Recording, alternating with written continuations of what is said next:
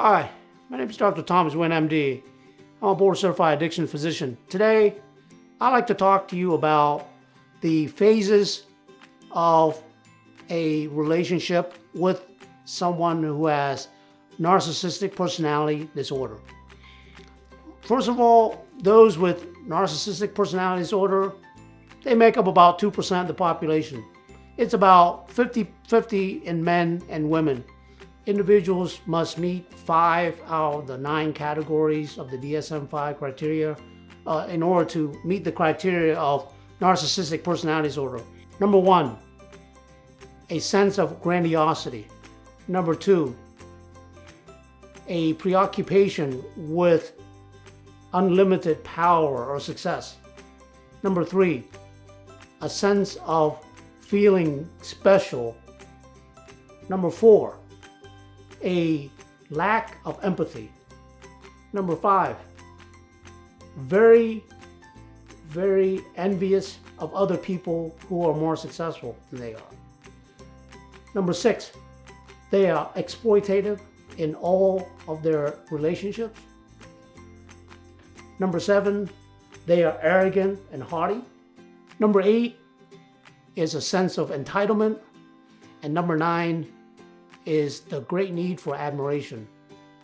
Individuals must meet 5 out of the 9 categories of the DSM-5 criteria to meet the diagnosis of narcissistic personality disorders.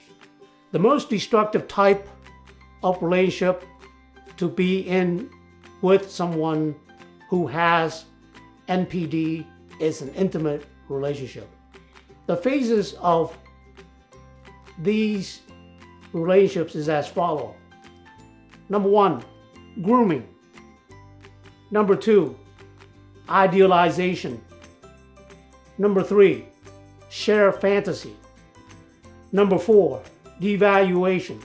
And number 5, discard. I personally have been in an intimate relationship with someone who meets the criteria for narcissistic personality disorders. So I understand these stages quite well. It is alarming to me that even though they presented these characteristics of NPD, I was biased by my emotional involvement that I failed to see the stages, but nonetheless, I will describe them. At first, individuals with NPD are very charismatic and very charming. It is important for them to be charming, even though it's superficial charms, in order to engage with their victim who will be in this intimate relationship.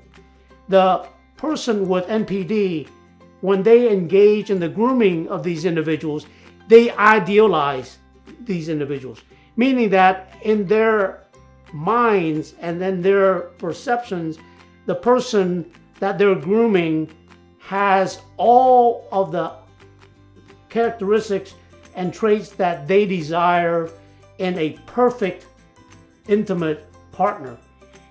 Whether it's beauty, whether it's brains, whether it's wit, whether it's, sensuality, whatever it is, the individual with NPD will idealize this person, and this idealization is internalized.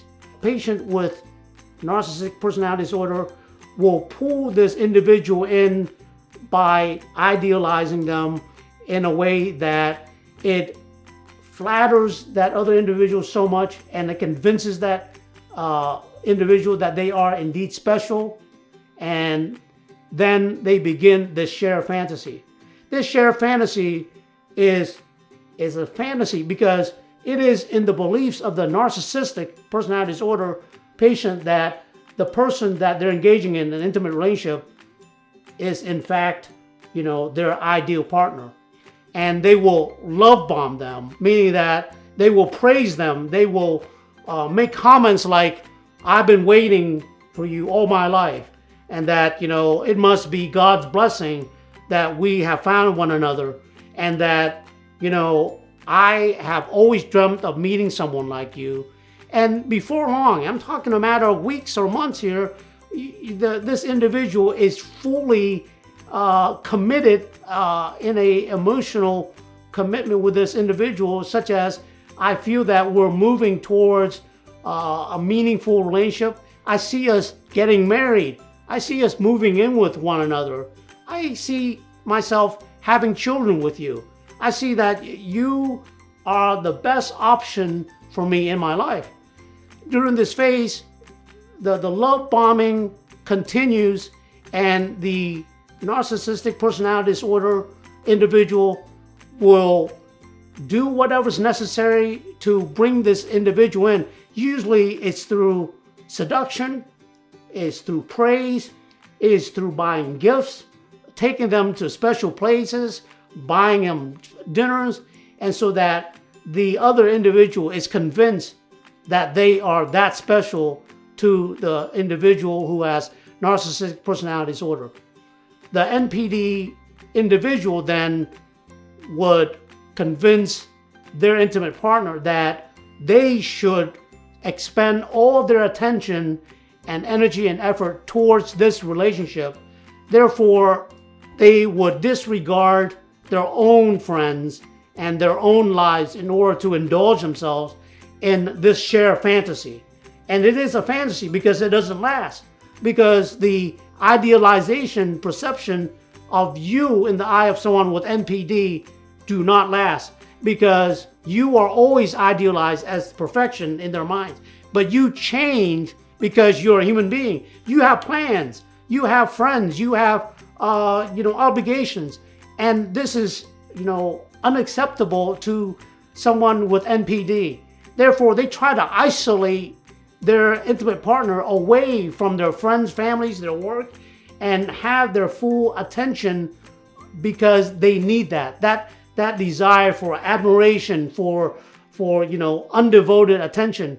And the most important part here is once that individual has bought into the shared fantasy and is convinced that they are the idealized version of what the NPD individual has convinced them to be, the devaluation begins. Devaluation is essentially necessary in every NPD intimate relationships because you have not evolved into that perfection, that sense of perfection that has been bestowed upon you by the individual at NPD. Therefore, they begin to withhold affections. They tend to use sex as weaponization, meaning they will withhold sex, that they would stonewall you, that they would not react positively to your presence like they used to. And when you are challenging them with this change in their behaviors, they will gaslight you. They will make you go into a sense of disbelief that your sense of reality is different than their perception. They will exploit you in a way that you are now lost at why you are in this relationship. During this time, because you have not become the idealized version of the shared fantasy, they are now grooming another person to meet their idealized version of the next shared fantasy.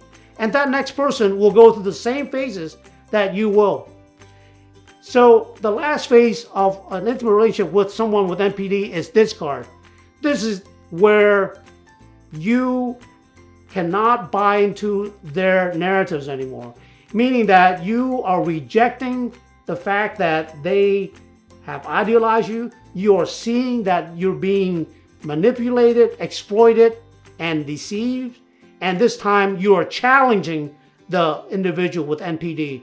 This causes narcissistic rage and injury, and they cannot help but then discard you, because by that time they have already begun the process of idealization with another person.